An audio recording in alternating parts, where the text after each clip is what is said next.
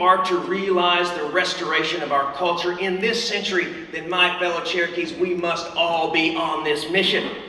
In this century, we can either fail or we can succeed on this mission, and we were not a people who are meant to fail. We need to close the loop on several initiatives the Chief has underway and that others have.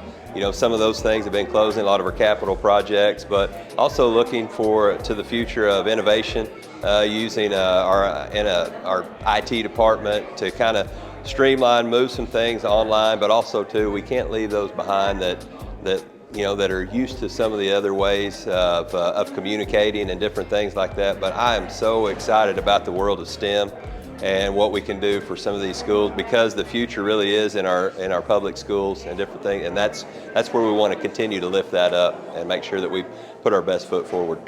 Well, I think it was a wonderful ceremony. It was full of laughter and joy, and some tears of joy, because we had some speakers that were very powerful. I think the Deputy Chief's introduction particularly was powerful. It was always nice to hear my father talk about our lives, and sharing it with my family and my wife was special.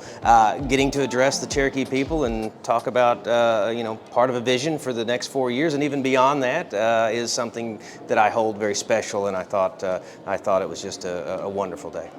Well, we got to continue on projects we've already started and see those through the completion. I think the flagship of those is the hospital, $400 million hospital in Tahlequah, which brings us into other healthcare capital projects that we've undertaken, a clinic in Salina, a wellness center in Stillwell, and the drug treatment center plans that we really have to accelerate on in this term if we're going to make the kind of difference we need to make.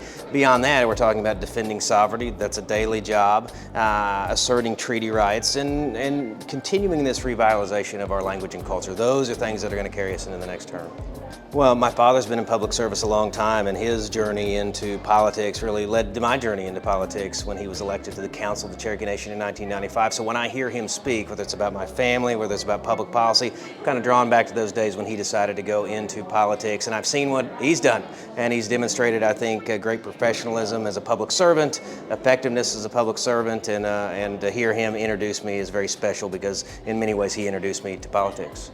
Well, I think we have to inspire the generation coming up through our deeds, through our policies, through what we prioritize. And I think as long as we're prioritizing things that make young people in particular feel proud to be Cherokee, feel like they have a connection, feel like they can lead a life in which they can contribute to their people, whether it's professionally, whether it's culturally, I think you're going to inspire the next generation. But I think it's our responsibility to invest in those things that are meaningful to them. So that's what we're going to try to do.